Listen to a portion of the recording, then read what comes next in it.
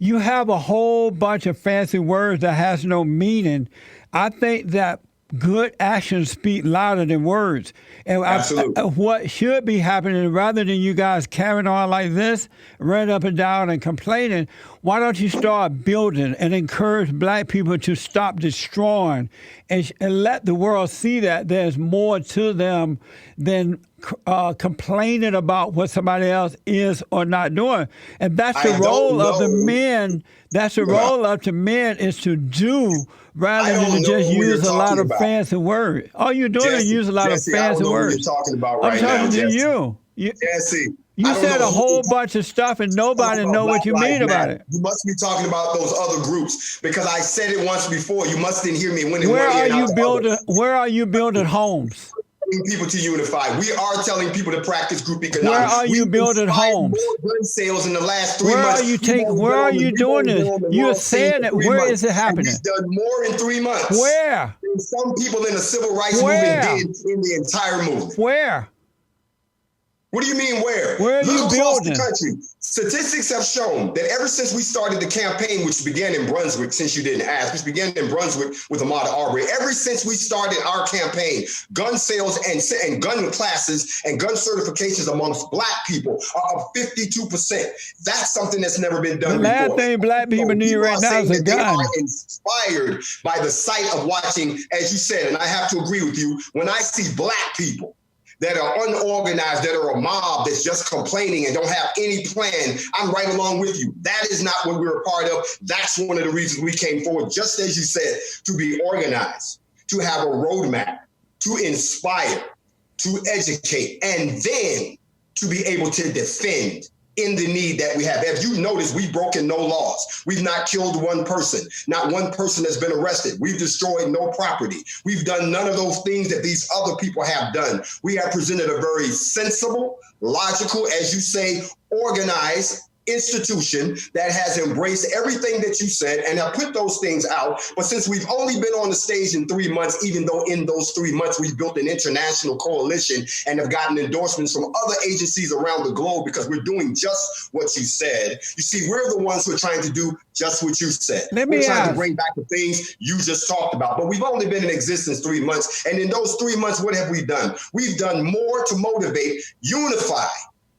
the black people in this country, and I can show you all the receipts you need. But if I don't know where you're looking, but by the way you started off this conversation, you haven't looked in the right place, because you didn't even do your research on the NFAC. Let me ask, as a man, and I find it really odd as a male, because I didn't grow up seeing this.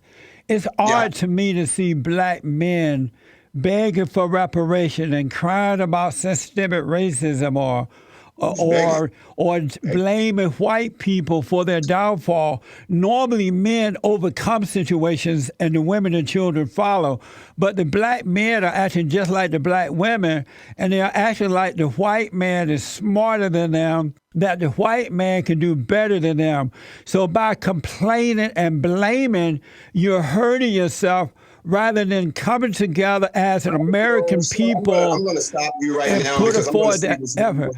It's not attractive to see men complain like that. I'm going to do this one more time for you, and if you don't get this, we can end this interview.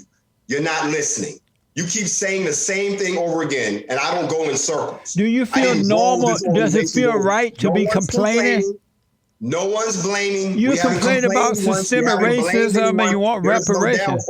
We're not begging for reparations. You do want reparations. What the steps are to get reparations. The steps to get reparations, and I've taught on this, you can't pay reparations to a color. You can only pay reparations to a country. I've already taught on this, that black people in this country need to stop asking for something that can't be paid to them in their current state. I've taught on this. I've told them that once you decide to declare yourself a sovereign, liberated country, then you can petition for reparations. So I'm not begging. We haven't begged for a damn thing, because we haven't even taken the first step to put us in a position for black people to get reparations. So no one's begging. Additionally, there's been no downfall here. You've seen the NFAC. We're fully equipped. We're well dressed. That's what throws me off. If you guys can dress up like that. Veterans of this country, we are all people. We're not the people in the streets that you're talking about. We're the actual responsible homeowners, gun owners, and voters leaders that got together under the Constitution and formed a militia to address what we saw happening to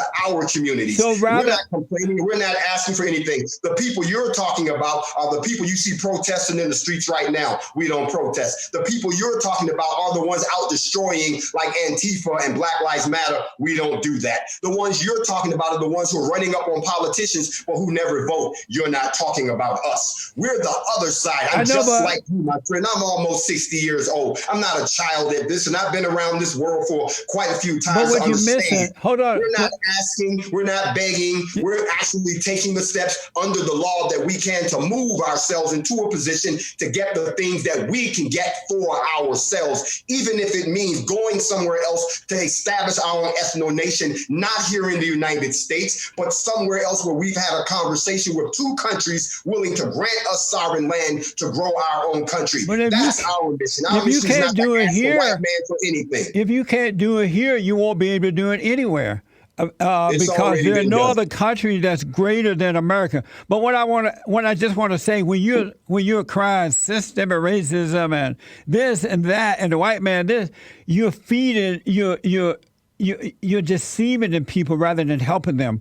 But what I want to ask you, you guys are complaining about George Floyd and these black people who are getting killed or hurt by cops.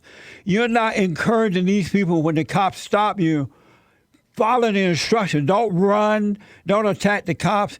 These people are putting their own lives on the line. But I never hear you people say that. You guys blame the cops. First of all, but you don't I'm going to say this blame. one last time. I don't know who your producers are, but if you call me you people one more time, you and I are going to have this conversation in person. I'm not you people. Thanks for watching The Fallen State. We need your continued support. Donate to my nonprofit here. Subscribe and like the videos here. And tell everybody and their mama about the show.